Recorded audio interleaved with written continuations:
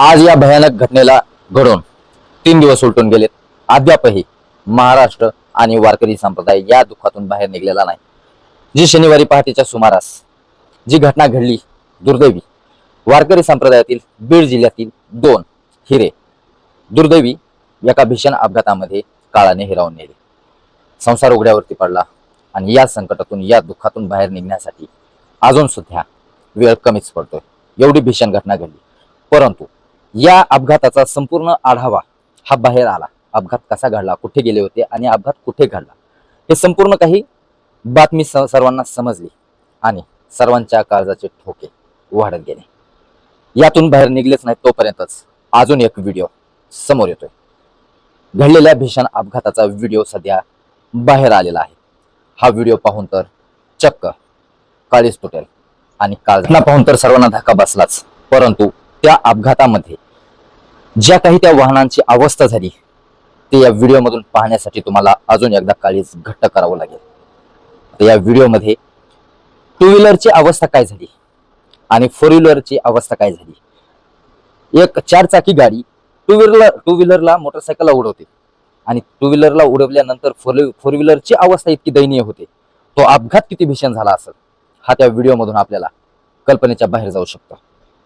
त्यामुळे काळीच घट्ट करा आणि तो व्हिडिओ पाहून घ्या. या व्हिडिओच्या नंतर सर्वांचे डोळे पाणावतील त्या गाडीची अवस्था पाहून. आणि टेबल सीट जी गाडी होती त्या टेबल सीटवर असणाऱ्या तिघांचा जो दुर्दैवी मृत्यू झाला या भीषण अपघाताच्या या व्हिडिओतून तुम्हाला पाहायला मिळेल.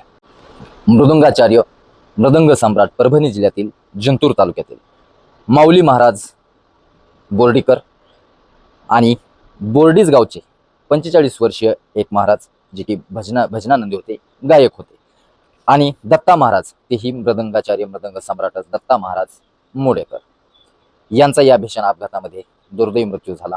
वारकरी संप्रदायावर शोककळा पसरली, परंतु हा व्हिडिओ तेथील जमावाने कोणीतरी रेकॉर्ड केला आणि सोशल मीडियावरती अपलोड केला आणि हा व्हिडिओ पाहून परत एकदा डोळे पाणावले. त्यांच्या मदतीसाठी माऊली महाराजांच्या वडिलांना कॅन्सर होता. 2 महिन्यापूर्वीच त्यांच्या वडिलांचं निधन झालं कॅन्सरने ग्रासल्यामुळे, आणि त्या दुःखातून बाहेर निघलेच नाहीत तोपर्यंतच हा घात झाला पुढे.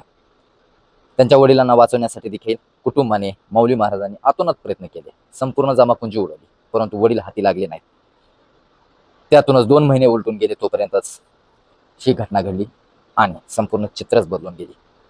माऊली महाराजांच्या, दत्ता महाराजांच्या दोघांच्याही संसाराला आज आर्थिक मजबूतीची गरज आहे. त्यासाठी सर्वांनी हातभार लावावा यासाठी देखील विनंती केली जाते आणि सर्वांनी आपल्याला जसं जमल तसं तुटपुंजी काही ना काही मदत ही व्हायलाच पाहिजे. आज मी देखील माझ्या परीने जेवढी माझी ताकद आहे तेवढं मी देखील हातभार लावण्याचा प्रयत्न करणारच आहे. आपण देखील सर्वांनी काही ना काही तुटपुंजी अवश्य मदत करावी. तुम्हाला नंबर देतो, त्या नंबरवरती तुम्ही मदत देऊ शकता. हा व्हिडिओ पाहून तुम्हाला काय वाटलं, हा अपघात कसा घडला असेल, किती भयानक घडला, कल्पना देखील करू शकत नाहीत. धन्यवाद.